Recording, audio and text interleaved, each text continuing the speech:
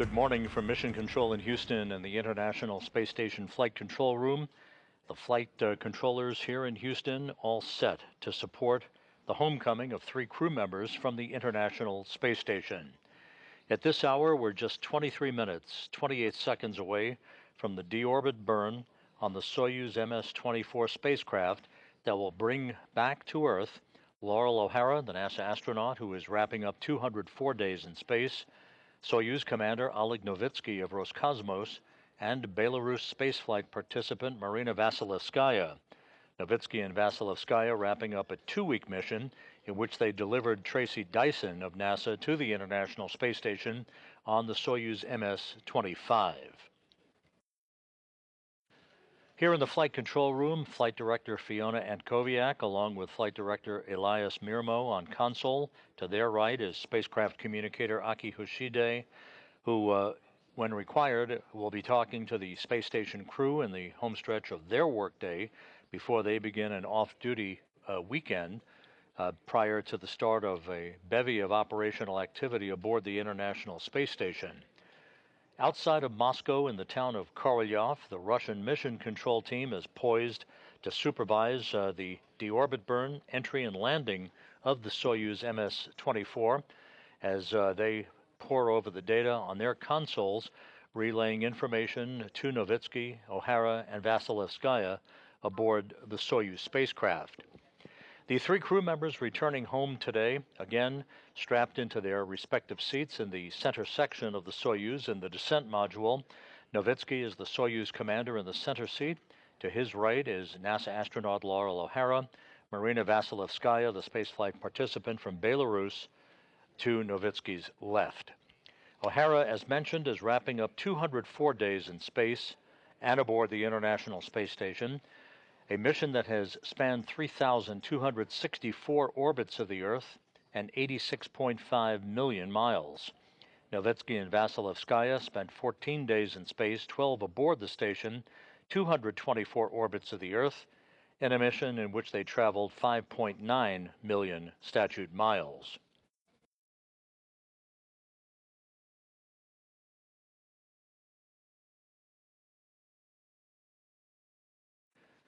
Some 5.5 hours ago, the 3 departing crew members, Novitsky, O'Hara, and Vasilevskaya, bid farewell to their expedition crewmates on the station in the Rassvet module and then floated through the hatchway to the Soyuz MS-24.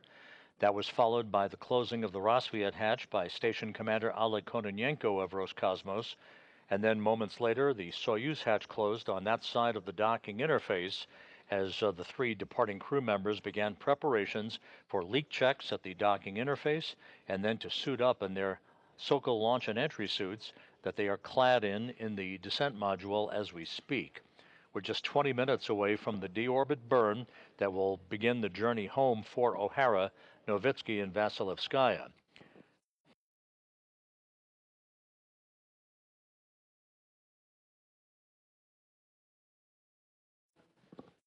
At 10:54 p.m. Central Time, 11:54 p.m. Eastern Time, the hooks opened between the Soyuz and the Rassvet module, springs on both sides of the docking interface pushed off against one another, allowing the physical separation of the Soyuz MS-24 as it traveled 260 miles above Mongolia. There were 2 separation burns to enable the Soyuz to begin an opening rate away from the International Space Station, and at the moment they are at a distance of about 39 kilometers away from the station, poised to begin the deorbit burn to begin the journey back to Earth and a parachute-assisted landing on the steppe of Kazakhstan.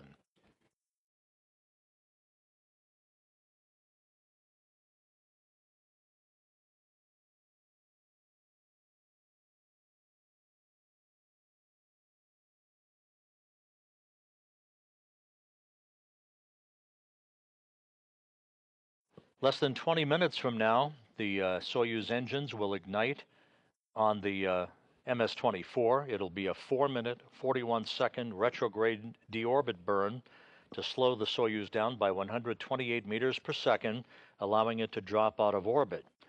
28 minutes after the burn, there will be an automatic pyrotechnic separation of the 3 sections of the Soyuz vehicle as the descent module begins its entry back into the Earth's atmosphere, plasma heating around the vehicle rising to about 2,500 degrees Fahrenheit. As the Soyuz approaches the landing site, there will be an automatic sequence triggered to deploy a series of chutes, first an extraction chute, then drogue chutes, and then the main parachute that will deploy about 15 minutes before touchdown, enabling the Soyuz to gently land on the steppe of Kazakhstan. The landing site is about 91 miles to the southeast of the town of Zhezkazgan, where the NASA, Roscosmos, and Rosaviatsa search and recovery teams are currently gathered, ready to board a half a dozen Russian Mi-8 helicopters for the 30 to 35-minute flight to the landing zone, where they will begin a circular pattern around the landing zone itself, waiting for the arrival of the Soyuz under its parachute. Once the Soyuz touches down, those recovery forces will begin to make their way toward the spacecraft, and the process of extracting the crew one by one, placing them in medical chairs, in comfortable chairs outside of the capsule, so that they can have a few minutes to regain their land legs and their equilibrium before they're carried into a nearby inflatable medical tent for preliminary medical exams and to get out of those Sokol launch and entry suits into more comfortable clothing. The three crew members will then board three individual helicopters for a 2-hour flight back to the staging city of Karaganda, Kazakhstan, where they will split up, O'Hara boarding a NASA jet for the return flight to Houston, Novitsky and Vasilevskaya boarding a Gagarin Cosmonaut Training Center aircraft for their flight back to their training base in Star City, Russia, outside of Moscow.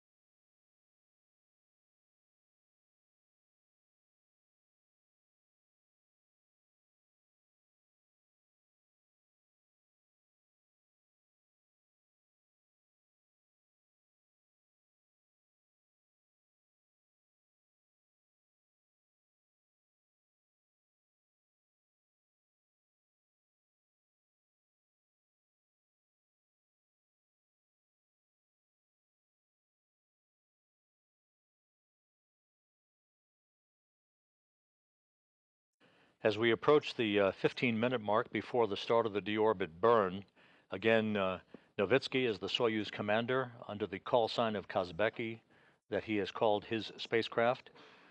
He will be told by the Russian flight control team in Korolyov to transmit the pressure readings and the duration of the burn and the progress of the burn as it is executed, again, a 4-minute, 41-second deorbit burn to slow the Soyuz down by 128 meters per second. 28 minutes after the deorbit burn will be the pyrotechnic separation of the three sections of the Soyuz, the orbital module, the bulbous top portion of the Soyuz spacecraft, which will be depressurized about 10 seconds after the completion of the deorbit burn. The crew is strapped into their seats in the descent module, that center section that you see. The bottom portion, the instrumentation and propulsion module, also will be discarded at the time of the automatic pyrotechnic separation of the modules that is scheduled at 1:51 a.m. Central Time. About 3 minutes after the modules separate, the descent module will reach the upper levels of the Earth's atmosphere, called entry interface, at an altitude of about 61.8 miles. At that time, the crew members will start to feel the pull of gravity against their bodies. For Loral O'Hara, the first time she will experience gravity in 204 days.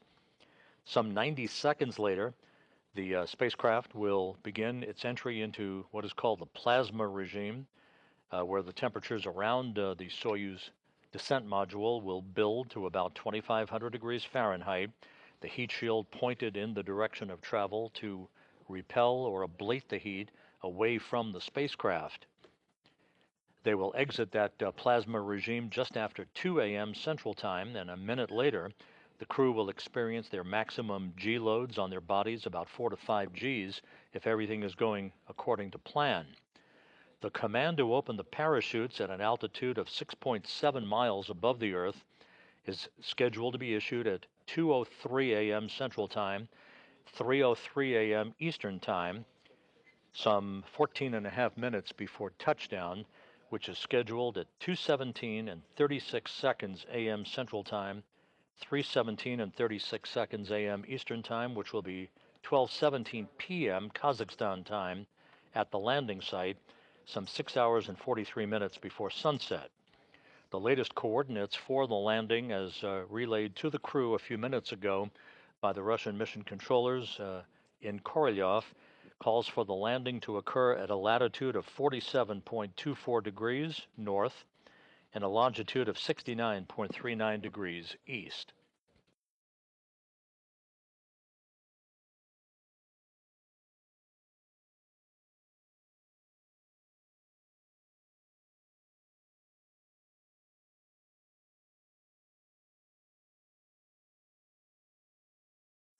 One other note that is worth mentioning, shortly before the separation of the modules, that again is scheduled at 1:51 a.m. Central Time, this is the area where the Soyuz will be too far away from the International Space Station to assure guaranteed voice communications. That'll be at a range of about 170 kilometers between the Soyuz and the International Space Station. So at this point, communications could be choppy and they could be lost altogether for a period of time. That is normal until the Soyuz approaches the area of the landing site, at which time communications will be restored through the Antonov flying fixed-wing aircraft, which serves as a flying relay and data command center, if you will, to relay voice and data back to the Russian mission controllers in Korolyov.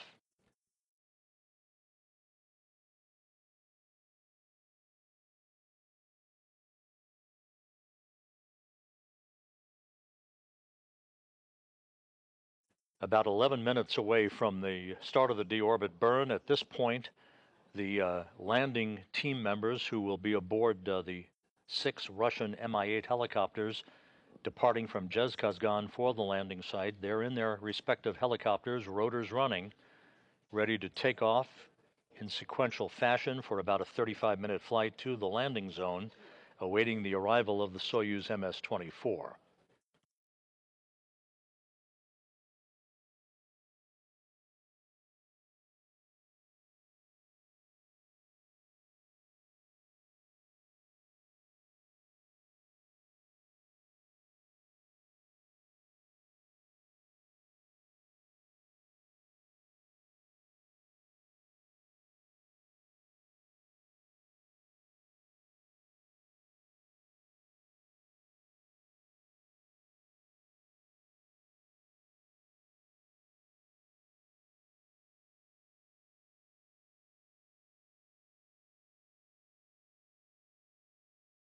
At the landing site southeast of Zhezkazgan, it's a beautiful Saturday afternoon with just a few clouds at 10,000 feet, winds out of the southwest at about 6 knots, and the temperature expected to be around 60 degrees Fahrenheit for a balmy spring return to Earth for Loral O'Hara, Oleg Novitsky, and Marina Vasilevskaya.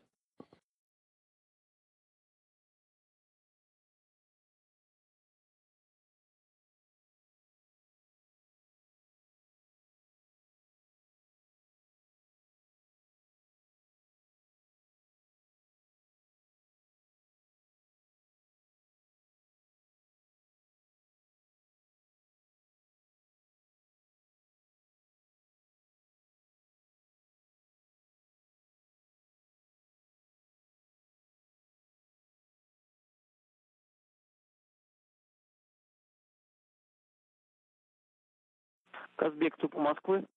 Казбек, Moscow. Go ahead at 9:14. I send the EKV inhibit. Waiting for the maneuver. Copy. And then proceed with the timeline for the burn. Copy.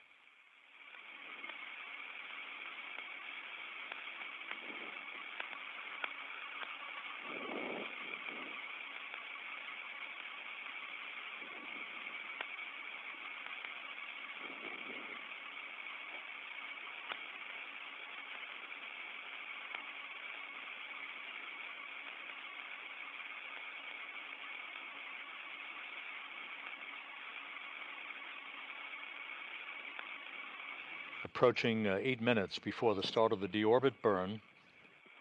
All the Soyuz systems are in excellent shape. Aboard the International Space Station itself, the Expedition 71 crew, transitioning from 70 to 71 at the time of the undocking a few hours ago, led by Commander Oleg Kononenko. That Expedition 71 crew is wrapping up its workday. They'll be monitoring the next hour or so until the landing of the Soyuz MS-24 spacecraft and its 3 occupants, and have an off-duty weekend planned.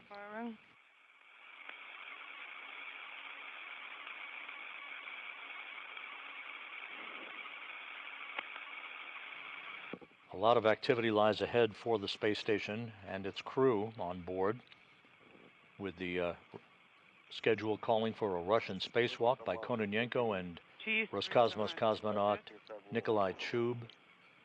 On April 25th, the undocking of the SpaceX Dragon cargo craft on April 26th for its return home, filled with science experiments and equipment.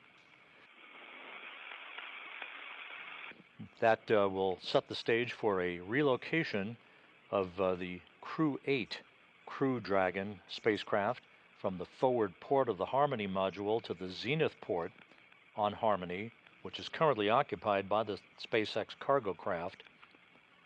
The opening up of the forward port of Harmony through that relocation, which is scheduled for no earlier than April 30th, will then be the precursor to the launch and docking of the Boeing Starliner spacecraft on the crew flight test that is scheduled for launch with Butch Wilmore and Sonny Williams aboard on the evening of May 6th from Launch Pad 41 at the Cape Canaveral Space Force Station.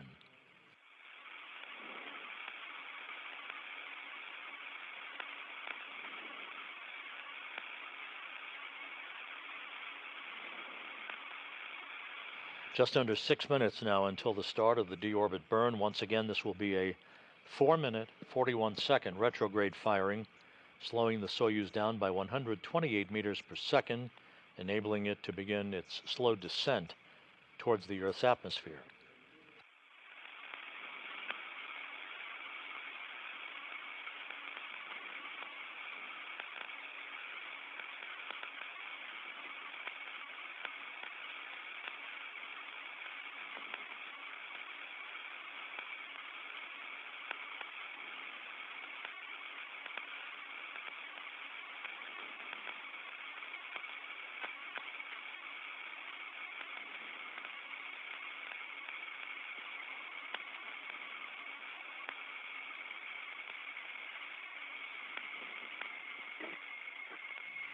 The beginning of the deorbit burn will occur at an altitude of 440.3 kilometers above the Earth for the Soyuz.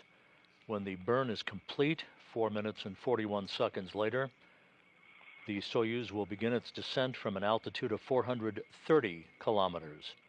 And again, the upper section of the Soyuz, called the orbital module, will be depressurized 10 seconds after the completion of the burn as planned, setting the stage for the module separation that occurs automatically through pyrotechnic devices. That will occur at 1:51 a.m. Central Time, 2:51 a.m. Eastern Time.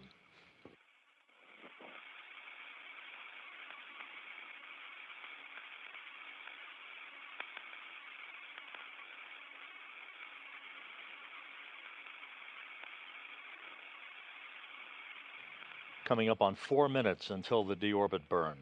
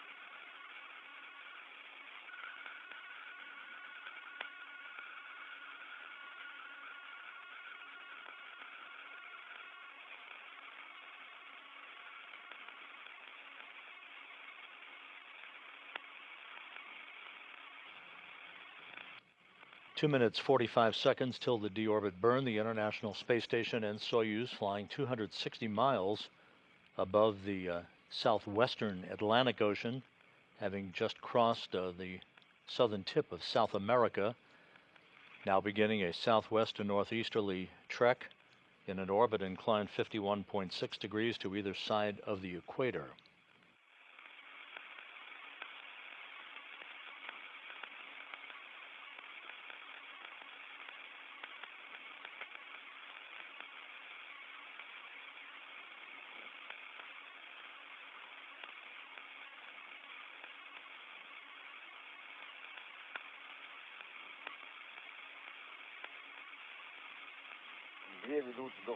Once again, you'll be hearing Oleg Novitsky calling out parameters of the burn for the duration of its 4-minute, 41-second duration.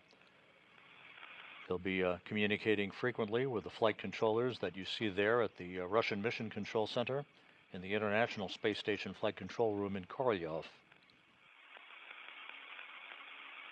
90 seconds away from the start of the deorbit burn.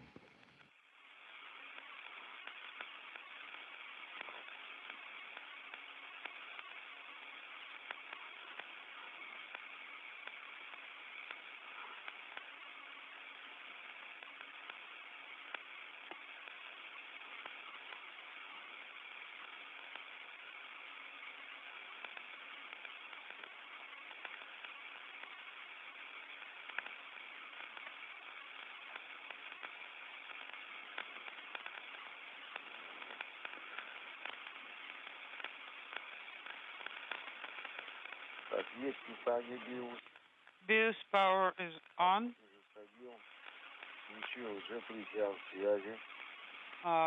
Compass.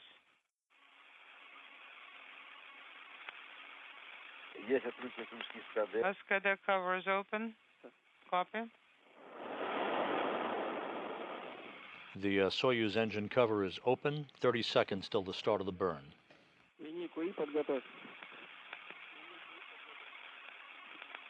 Select line E. Selected line E. Copy.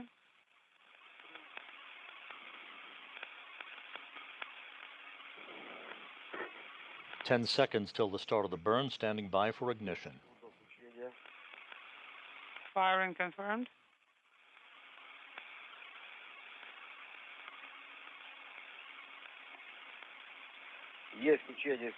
Firing confirmed. The deorbit burn underway as planned. This will be 4 minutes and 41 seconds in duration.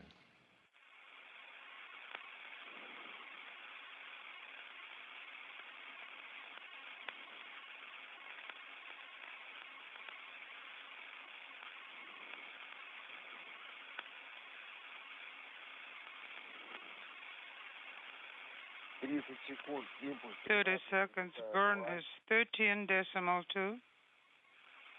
Novitsky, as the Soyuz commander, reading off parameters of the burn, 45 seconds into the burn.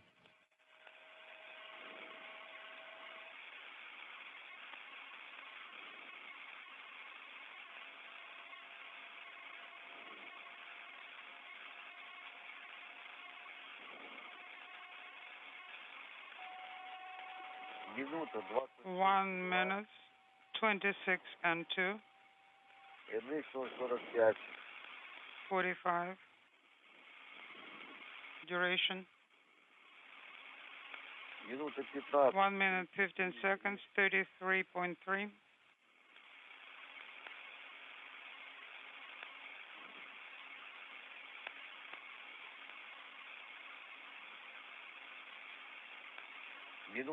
One minute, 30 seconds, 39.7.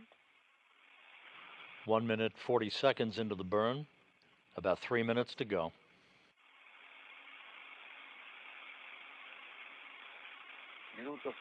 One minute and 45.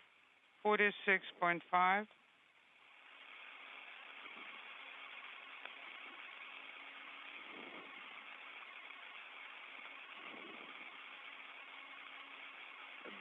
Two minutes. Just over 2 minutes into the burn, everything proceeding normally.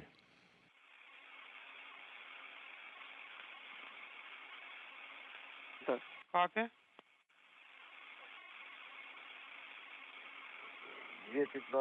2:15, 60.5.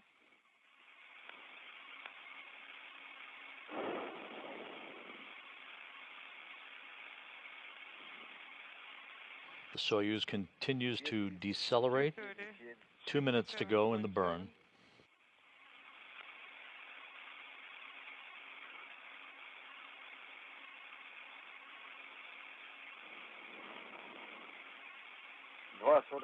Two 2:45, 74.1.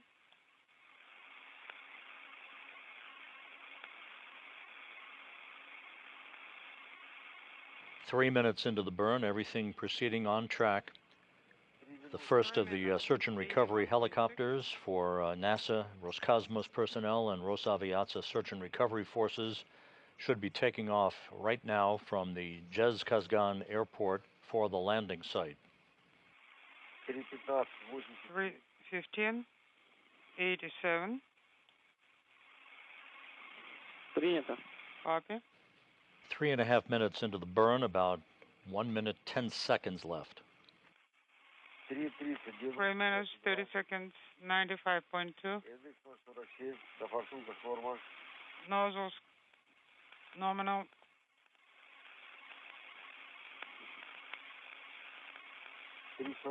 3:45, 102.8.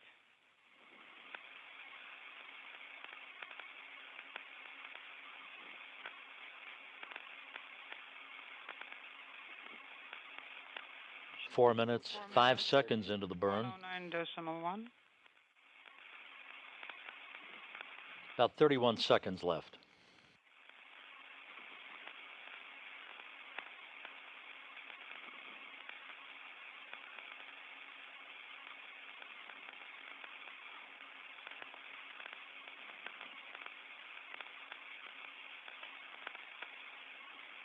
Four and a half minutes into the burn, standing by for engine cutoff. 4 minutes, 30 seconds, 123.6.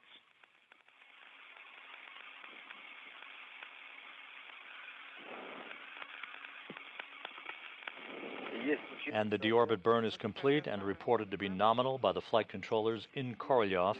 Loral O'Hara, Oleg Novitsky, and Marina Vasilevskaya heading back to Earth. 127.9. Copy.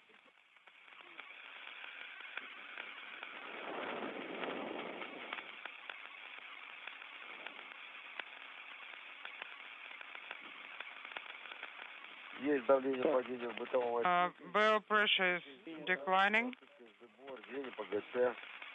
Copy.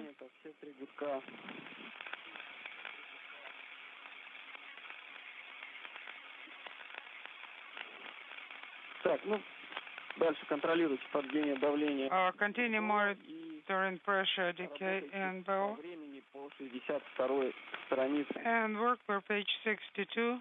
The orbital module, the uppermost section of the three-section Soyuz vehicle, currently being depressurized as planned in advance of the separation of the three sections of the Soyuz that is coming up at 1:51 a.m. Central Time, 2:51 a.m. Eastern.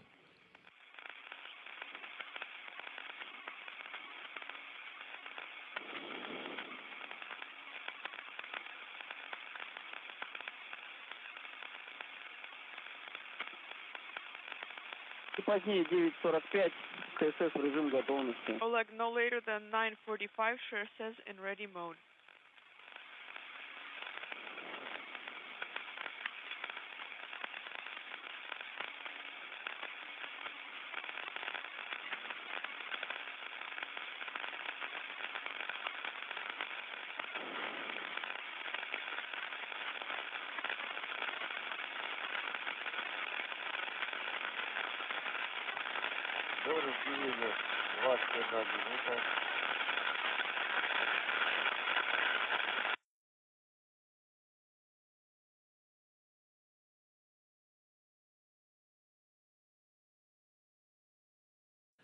So with the deorbit burn having been completed as planned, next up in about 21 minutes will be the separation of the three modules comprising the Soyuz spacecraft.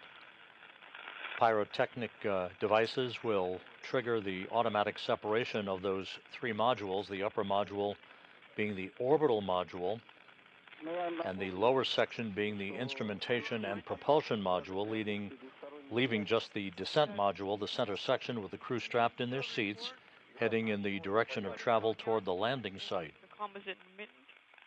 I did not understand anything you said.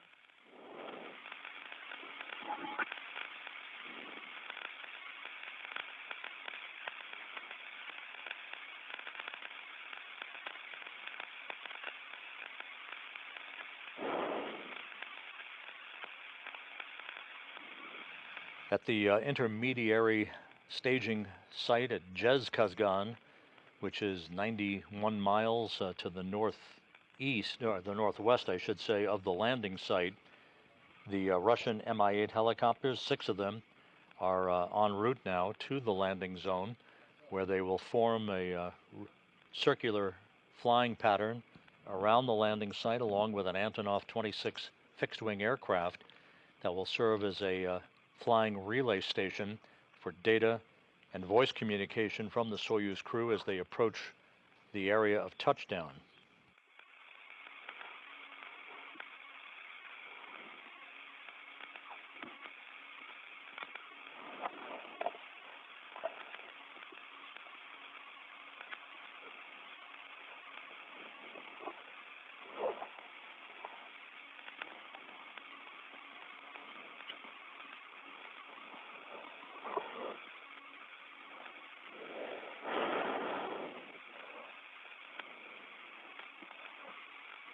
Kazbeki, this is Moscow. How do you copy?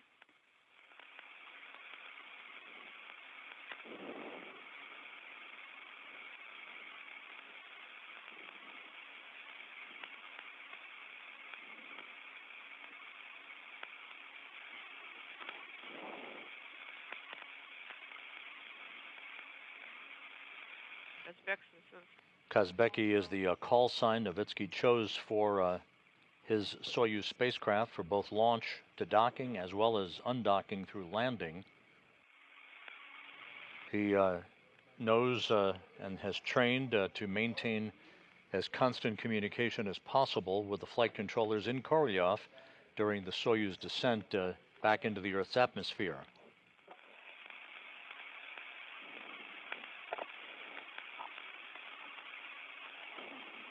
We're about 43 minutes away from touchdown, which, if it occurs on time, will be at 2:17 and 36 seconds a.m. Central Time, 3:17 and 36 seconds a.m. Eastern Time, 12:17 p.m.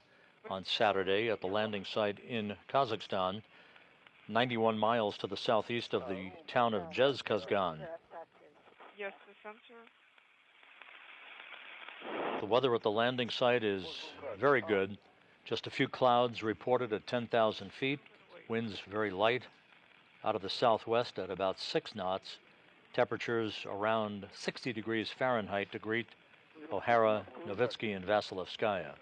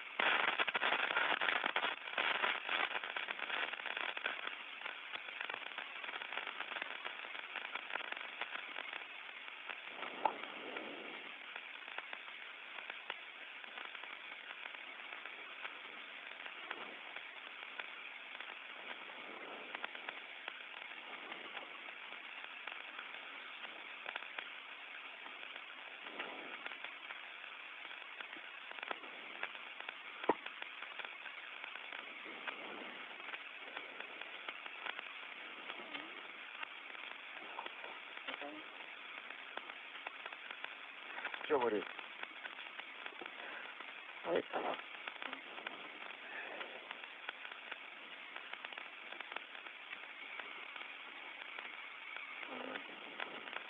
Спасибо.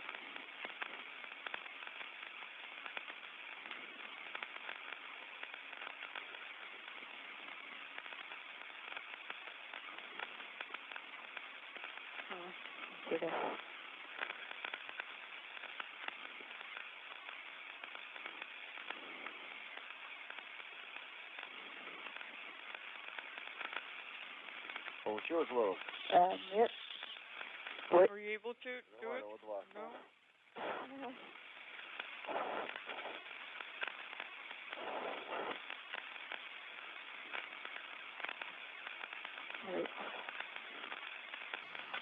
The Russian ballistics experts have forecast the touchdown to occur at a latitude of 47.24 degrees north with a longitude of 69.39 degrees east for the Soyuz spacecraft and its 3 occupants. Everything quiet on board the Soyuz, as it is at the Russian Mission Control Center in Korolyov. All the Soyuz systems in good shape. The undocking earlier was perfectly normal. The separation burns to begin the departure opening rate for the Soyuz away from the International Space Station were executed on time, as was the deorbit burn just a few minutes ago to decelerate the Soyuz, enabling it to begin its descent out of low Earth orbit back toward the Earth's atmosphere.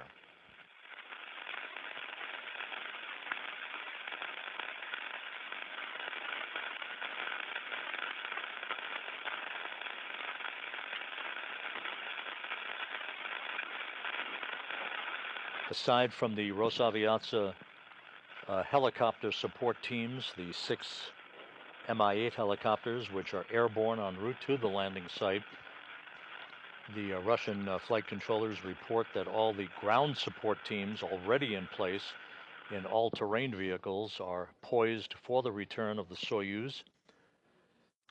With the weather expected to be good for landing with good visibility, our hope is that we begin to pick up video of the Soyuz descending under its large orange and white parachute.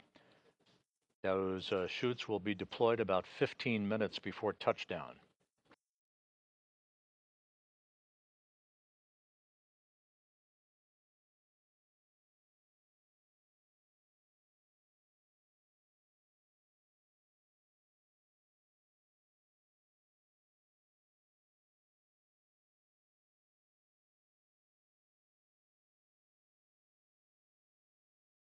We're about 12 minutes away from the module separation, the pyrotechnic separation of the 3 sections of the Soyuz. That will occur at an altitude of 87 miles above the Earth.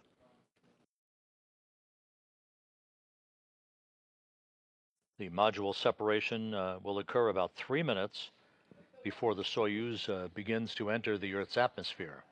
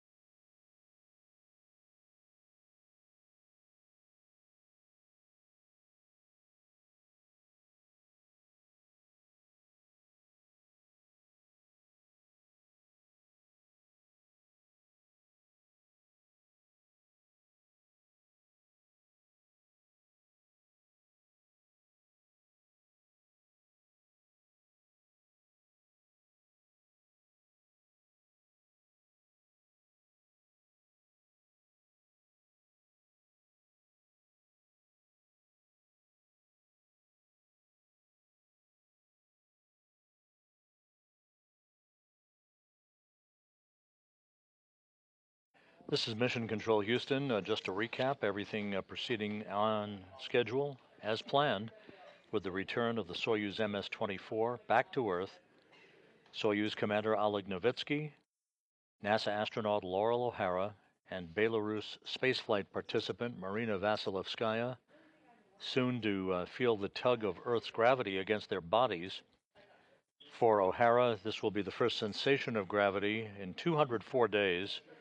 Novitsky and Vasilevskaya comprising basically a taxi crew to ferry a new Soyuz vehicle up to the station, the Soyuz MS-25, which remains at the station and is the ticket home for NASA's Tracy Dyson, along with Oleg Kononenko and Nikolai Chub, come September.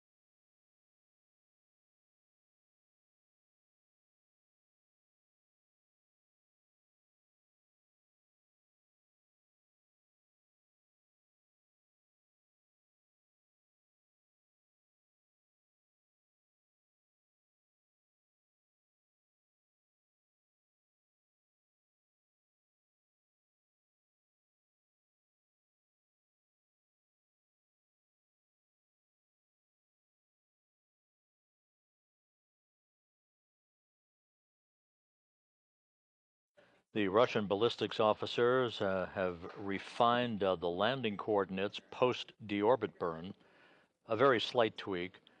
The expected landing target for the Soyuz MS-24 is at a latitude of 47.21 degrees north and a longitude of 69.38 degrees east. The Rosaviatsa Search and Recovery Forces en route to the landing zone. The Russian Mi-8 helicopters are airborne. They'll arrive in the vicinity of the landing site a short time from now and will maintain a circular flying pattern around that landing zone, awaiting the arrival of the Soyuz under its chute.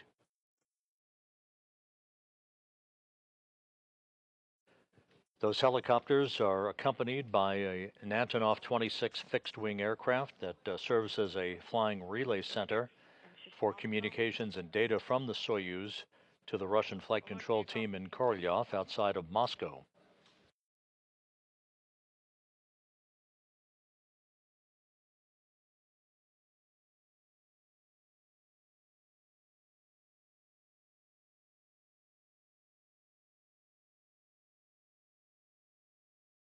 Eight minutes away from the scheduled module separation for the Soyuz vehicle, in the descent module in the center seat is the Soyuz commander Oleg Novitsky of Roscosmos. NASA's Loral O'Hara strapped into her seat. To the right of Novitsky, Marina Vasilevskaya, the Belarus spaceflight participant, is seated to Novitsky's left.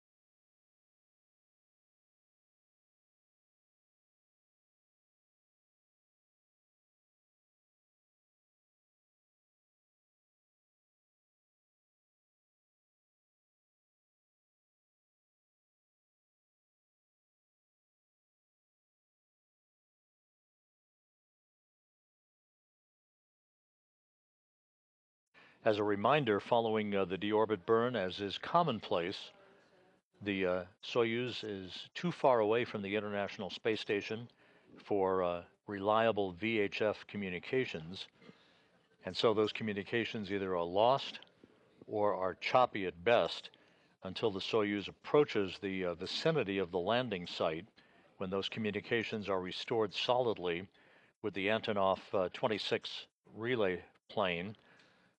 Again, this is normal and is to be expected, as we are now about 6 minutes away from the planned separation of the three sections of the Soyuz.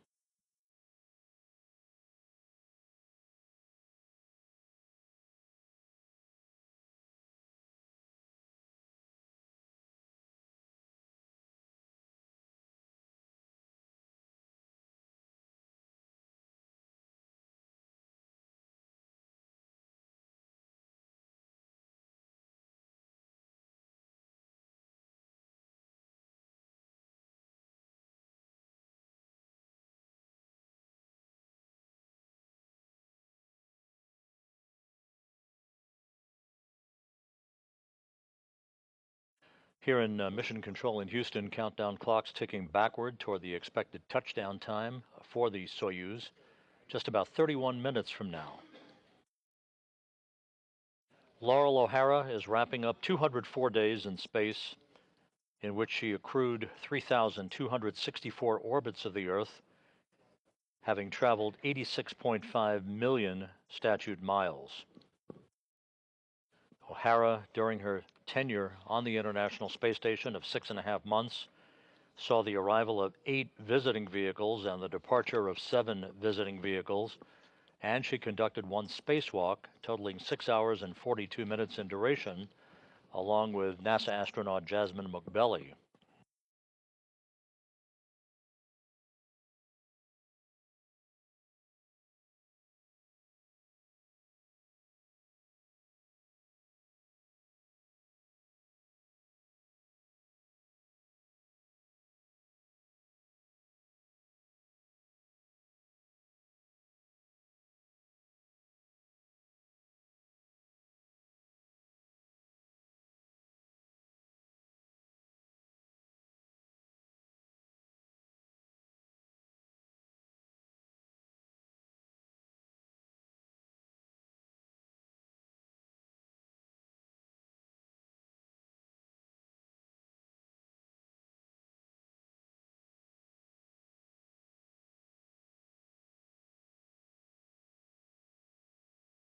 The Soyuz, that is less than 30 minutes away from its return to Earth with O'Hara, Novitsky, and Vasilevskaya, launched last September 15th from the Baikonur Cosmodrome in Kazakhstan, with O'Hara, Oleg Kononenko, and Nikolai Chub on board. Kononenko and Chub will and are remaining on board the International Space Station as members of the Expedition 71 crew, Kononenko being the commander of the International Space Station. He soon will pass the 1,000-day mark in space for total time by any human being, more than any other human who has ever flown in space. That 1,000-day milestone to be reached on June 4th. Kononenko and Chub will return to Earth in September with NASA astronaut Tracy Dyson, who launched on March 23rd with Novitsky and Vasilevskaya.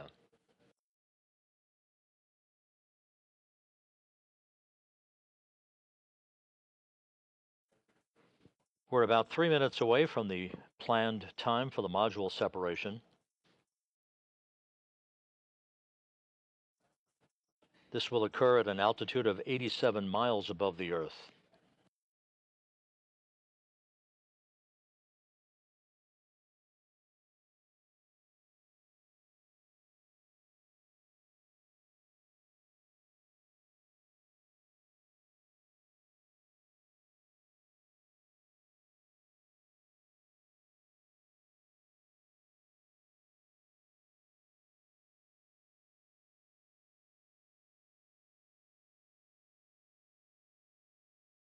Есть запуск программы разделения, есть L5 управляемый спуск, есть АУС на формате спуск. Elga is confirmed. Spoosk is confirmed on the display. Copy.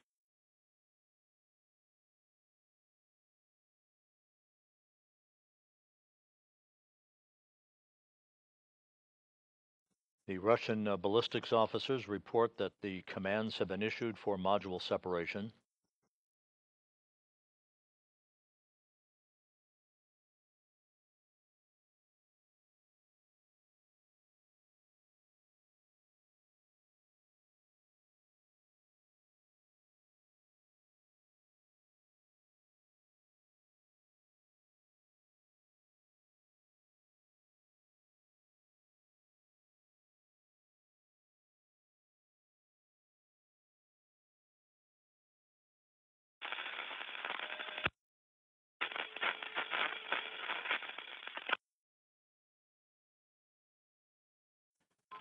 We're about 1 minute away from the planned pyrotechnic separation of the 3 sections of the Soyuz vehicle.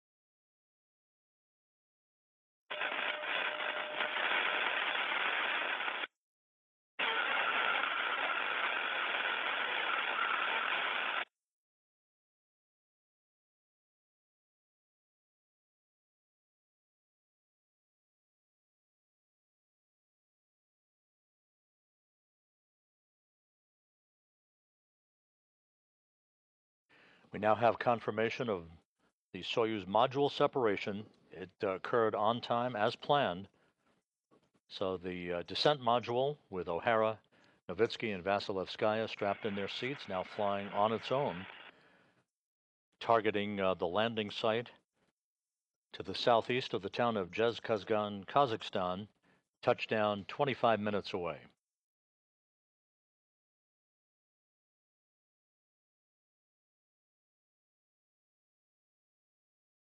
We're about 2 minutes away from the descent module entering the Earth's atmosphere. That will occur at an altitude of 61.8 miles. At that point, the 3 crew members will begin to feel the effects of Earth's gravity against their bodies.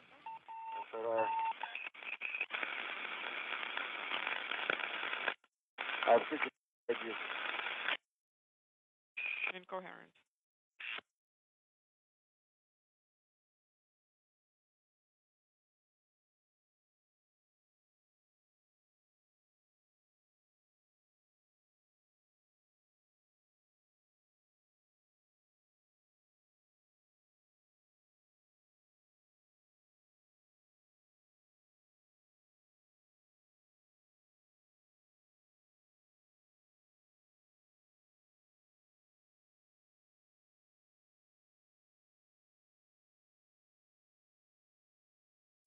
So far, everything proceeding as planned for the return of Loral O'Hara, Oleg Novitsky, and Marina Vasilevskaya, some 23.5 minutes away from touchdown on the steppe of Kazakhstan.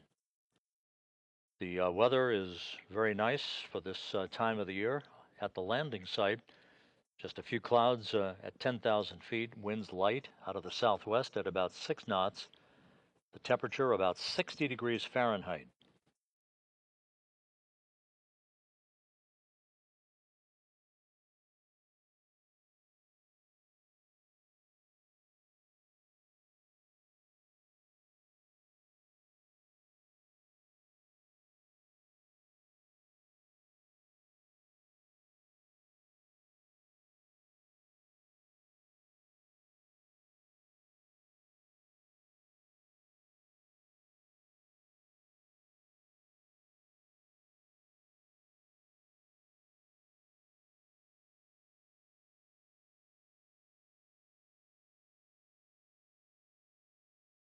The Soyuz should now be entering the Earth's atmosphere, the point called entry interface.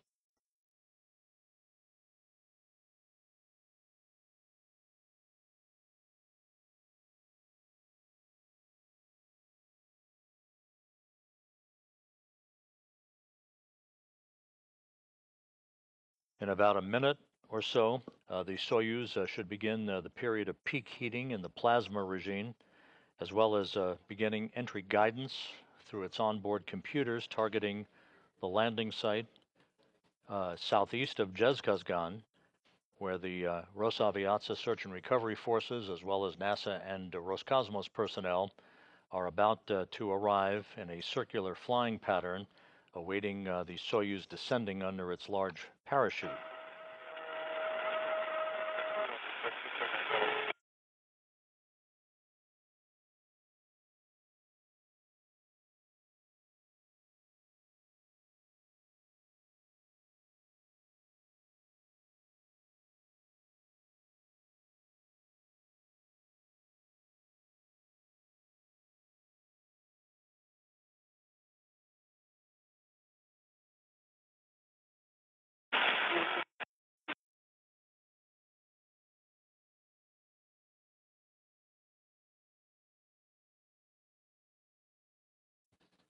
As the Soyuz enters this plasma regime, think of it as a blackout period where the heat around the vehicle builds to about 2,500 degrees Fahrenheit. This will last for about 4 minutes or so.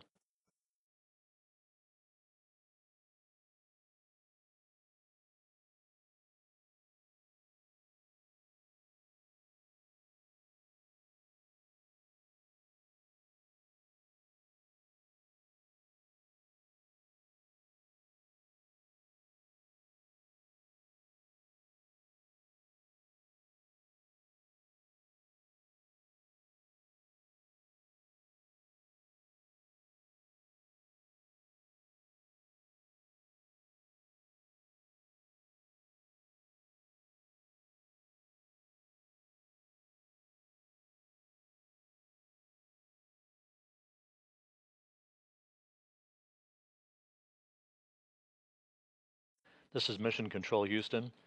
Just 20 minutes now until the expected landing of the Soyuz MS-24 with Loral O'Hara, Oleg Novitsky, and Marina Vasilevskaya on board.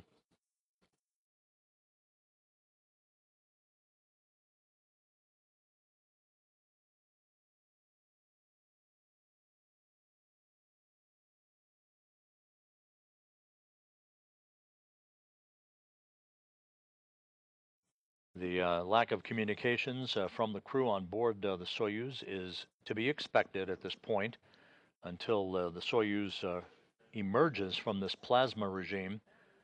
Communications will be restored through the Antonov 26 fixed-wing aircraft at the landing site, relaying voice and data to the Russian mission controllers that you see there in the Russian mission control room for the International Space Station outside of Moscow.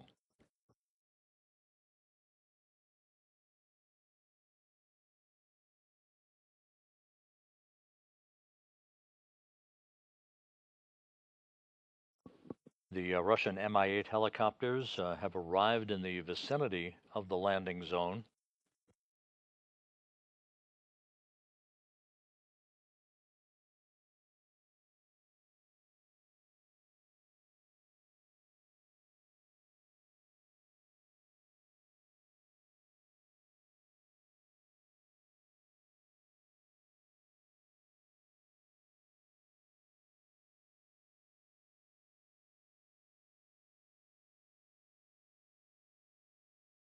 Just about 18 minutes now until touchdown. We're about 4 minutes away from the anticipated command to begin the opening of the parachutes. That parachute deployment sequence is triggered by a barometric pressure sensor at an altitude of 41,000 feet. The main parachute cover is jettisoned by a series of pyros and springs that pulls out 2 extraction chutes, which in turn pulls out the drogue chute, which in turn pulls out the main chute. That all takes about 20 seconds to happen. Then, at an altitude of 21,000 feet, another pressure sensor starts a timer, triggering most of the remaining events in the landing sequence. Commands will be issued to jettison the heat shield, inhibit the entry thrusters, and to open valves to vent all the hydrogen peroxide fuel for the entry thrusters and the oxygen in the life support system tank. This from the ground is seen as a white vapor, which is normal. That's a combination of hydrogen peroxide and oxygen venting into the air. The purpose of this is to safe the vehicle for landing. The search and recovery forces and the RSC Energia personnel do not want hazardous gases to remain in the tanks when the soft landing thrusters fire just a couple of seconds before touchdown. This way, the ground support personnel can approach the vehicle without personal protection equipment.